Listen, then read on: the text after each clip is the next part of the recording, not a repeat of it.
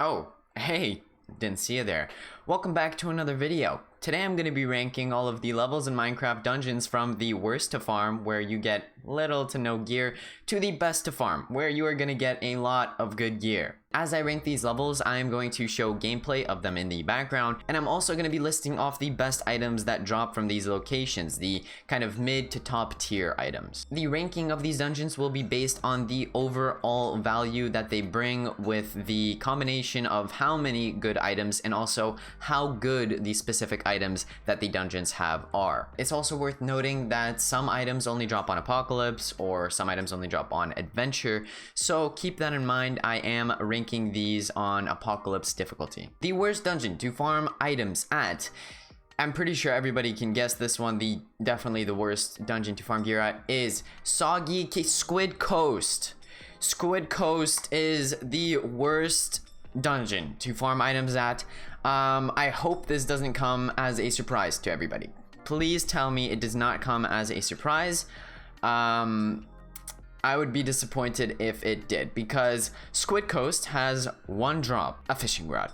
And I mean, when you play the tutorial at first on the normal difficulty, it does have a firework arrow that also drops. But I mean, if you're still on the tutorial, then next up we have Pumpkin Pastures, where you can find the longbow and also the light feather. The light feather is a pretty decent artifact that gives you a good consistent stun, and it also makes you a little bit faster if you would like to utilize that roll on it.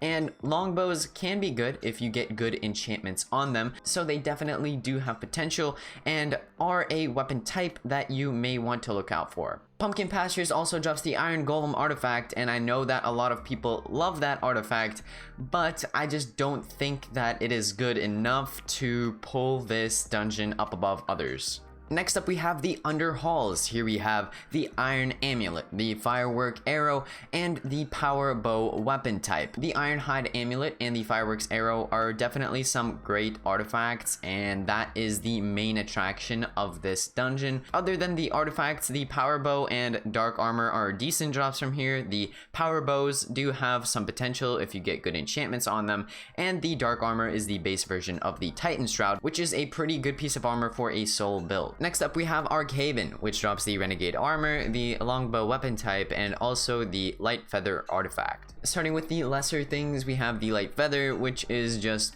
alright. It is a pretty decent artifact. It's a kind of mid-tier artifact, I would say. And then the longbow, again, as discussed before, does have some potential. The great thing about this place, though, is it drops the Renegade Armor, which is a top-tier piece of armor for any damage builds. The added attack speed and damage on it is a great combo. Next up is the Redstone Mines level, where we can find the Battle Robe or the Harvester and Fireworks Arrow artifacts. The Fireworks Arrow and the Harvester are great. The Harvester is a soul artifact, so it is especially good for soul builds, and this is definitely a top-tier soul artifact. Next up is the Obsidian Pinnacle, from which we can get the Evocation Robe, or its unique variant, the Ember Robe, or the Ghost Cloak. Both of these items are incredible. The Ghost Cloak is really good for any build where you want speed. You can just ghost right through mobs. They can't stop you, just walk right through them, and also during that time you take a lot less damage. With the Evocation Robe, this is a key asset to the Fighter's Bindings build, just because it has a movement speed buff and also the most important trait, which is the artifact cooldown reduction. Next up is Creeper Woods, where we find a variety of good artifacts with the Boots of Swiftness, the Deathcap Mushroom, and the Torment Quiver. We have the Boots of Swiftness, which are a speed buff that you can keep up permanently if you use some cooldown enchantments or perks.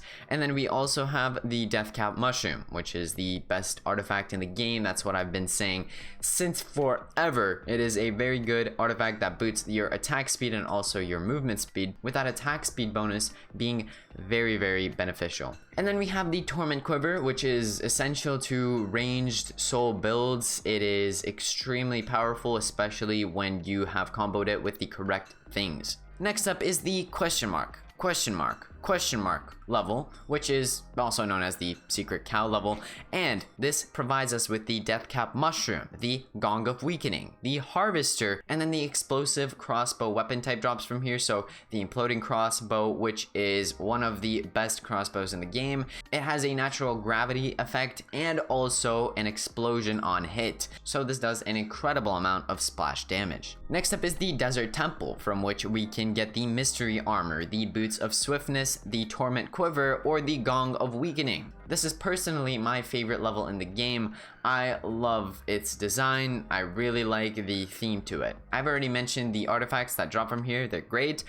But the new item that we have here is the mystery armor. I love this armor. I mean, there's so much potential with this piece of armor. It does not end. You can get double damage reduction, a 200% increase to the cooldown of your roll, which you wouldn't really want. But basically, if you get really lucky with this armor, it becomes the best armor in the game. It may not be a unique item, but my oh my, can it be better than every single unique item in the game. The Highblock halls are next, and this drops us the light feather, the fireworks arrow, the death cap mushroom, the power bow weapon type, and also the scatter crossbow weapon type, from which we can get the harp crossbow. The harp crossbow is one of, if not the best ranged weapon in the game for overall use, because it fires 5 projectiles whenever you shoot it naturally. If you start comboing this with multi-shot, chain reaction, fuse shot, you have a crazy bow in your hands. And on top of that, if you really want to make a build based on this, then if you can put infinity on it and then put some artifacts on, like the torment quiver, the fireworks arrow, the flaming quiver, then you just become too overpowered, and the mobs in whatever dungeon you enter should just start running away from you right away, because they should know that they are in trouble. Cacti Canyon comes in next, and here we have some cool drops, everybody. First of all, we have the longbow. Okay, we have the longbow, cool bow. But then we have the gauntlets and the renegade armor. And I mean, we've talked about the renegade armor, a great piece of armor. Talked about the longbow, great bow, and the real highlight here are the gauntlets. I mean, we can get the fighters bindings from here, guys. The fighters bindings. These are arguably the best items in the game right now. And I mean, right now we are seeing that the fighters bindings build is the most prominent out there, and for good reason. So this is an alternative way to farm for the fighters bindings. There is another location called Soggy Cave, which is the secret level. But don't forget that this exists as well. Creepy Crypt is next. It speaks for itself, it's creepy. It gives you the boots of swiftness, the ghost cloak artifacts, and also the battle robe. If you're looking to find a speed running set, welcome. This is your place, this is your home, because you have the boots of swiftness, speed. You have the ghost cloak, speed. You have the battle robe, cooldown reduction equals speed. It's also really good for emerald farming, because you can get a bunch of chests really quickly. There are a lot of secrets on this map, and with that you can get a lot of gear and then salvage that, and voila, you got your emeralds. Fiery Forge is next, and we have a lot of stuff here. First, we have the Ironhide amulet and the soul healer artifacts. Then we have the power bow weapon type, but this is where it gets crazy. We have a lot of good armor here. We have the stalwart armor, the best solo tank armor in the game. It is very good for solo tanking. Then the full metal armor, which is a great mix between tank and damage dealer, and it is a top performing armor. Then we have the renegade armor, which is the best armor for pure damage dealing. And then to top it all off, we have the dark armor type, which means that the Titan Shroud drops from here, which is, I mean, first of all, it looks awesome, but second of all, it's great for a soul build that is melee, because you get the damage reduction and you also get the melee damage and you also get the soul gathering. Soggy Swamp is next.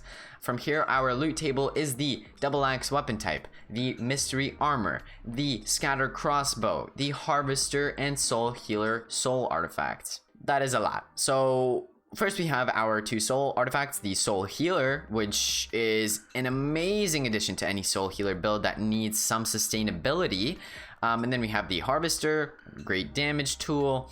But then we have 3 amazing items here. I mean, we have the scatter crossbow, which translates into the harp crossbow. Then we have the mystery armor, arguably the best armor in the game, if you get lucky, of course. And then we have the double axe weapon type, which is really, really strong. It is on par with the fighter's bindings for sure.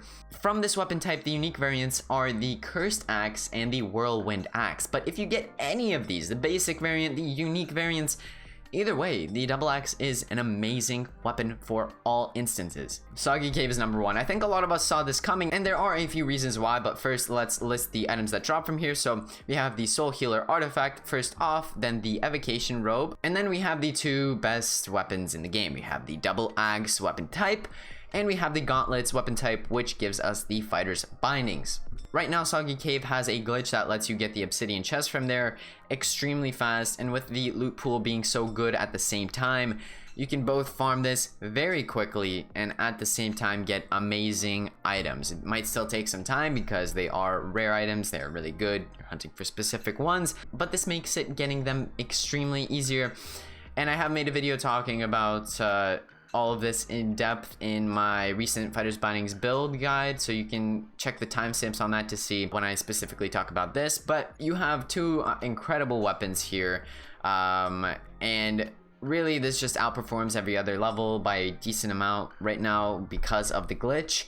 If there wasn't a glitch, it would probably still outperform the levels, but as of how it is right now, this is the best level to farm gear at. Okay, well, those were all of the levels in Minecraft Dungeons ranked from the worst place to farm to the best place to farm. If you enjoyed the video, maybe leave a like, comment, and subscribe. Also, just a little announcement for those of you who watch a lot of my videos. I have the membership system thing now, so if you do want to check that out, you can. If you click join next to the subscribe button, it should be there, then you'll be taken to that, and basically that's just a way of showing extra support, but really you just watching the videos is more than enough. So thank you all, and yeah, that's about it. Thank you so much for watching the video. I will see you all in the next one. Peace out.